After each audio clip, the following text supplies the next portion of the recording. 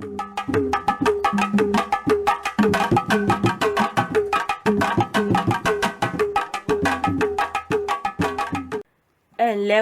Edeku dédé àsìkò yìí. Hey guys, it's Adironke, and I would like to talk about slavery amongst the Yorubas in this video very briefly. Now, I understand that this is a very sensitive topic, but some things have to be said. Now, before slaves were shipped off to the Americas and different parts of the world, did slavery exist amongst the Yoruba people, was it extremely foreign? No, slaves existed. In fact, we have two kinds of. I'm going to make a separate video on slaves, servants, and people who would work for a person to pay someone else's debts. They are just different categories, And so, but with a slave, obviously the person now owns this person, and until they say, you can just not work for me anymore, now they are their property. Now, with the Yorubas, it's not the kind of, if you look at the images of slavery that you see, especially in America, the pictures are extremely ghastly. They are miserable. They are terrible. They are all sorts. I try to stay away from them as much as possible just because of how hurt, how angry, how that I feel when I see them, how disappointed in the human race. However, with the Yorubas, that wasn't the kind of slavery that existed. I think this has to be said. The way you took care of your own slaves as a rich person was even a status symbol for you. In the sense that if you take care of your slave, if they look good, even better than some other people, and you're taking care of them, you're giving them money for this, money for that, you're helping them with this, although they're working for you, and I'm telling you, sometimes even hard work, and sometimes not necessarily, you were feeding them properly, taking care of them, buying them clothes. It reflected on you as well as a rich person. So people would often sometimes pamper their slaves and take care of them just because at the end of the day it gives them honor, it gives them more status, it gives them more respect. Aside that, sentiments aside, the Yoruba people believe that bí a ṣe bí ẹrú la bí ọmọ, or bí a ṣe bí ẹrú la ṣe bí ọmọ. It is the way that we give birth to the slave that we give birth to the child. So, and it could also mean the slave is birthed just like the child. So it's one of the very old, like really, really, really old Yoruba sayings or adage, or just something that we hear often, that never treat anyone a subordinate, slave, never treat them inferior to you, because the way your own child is birthed, or the way even you as a child of someone else was birthed, is the same way they were birthed too. Now that's one. Another thing is the Yoruba people say ọ̀nà ló jìn, ẹrú náà ní baba.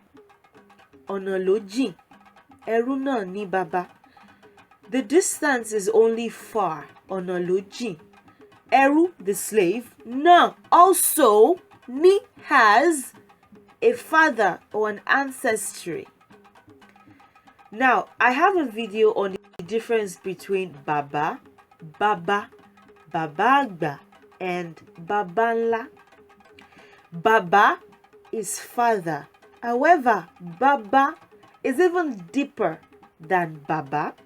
Baba would be, an older person, a wise person, and in this saying or adage, Baba would refer to ancestry. Ancestry. So they're saying the distance is only far, although the slave is not with their own people, or maybe even because usually most of the slaves would be from neighboring like towns, or if they were from exactly from that town or whatever, they would probably not be slaves. They would be, the owners of the town.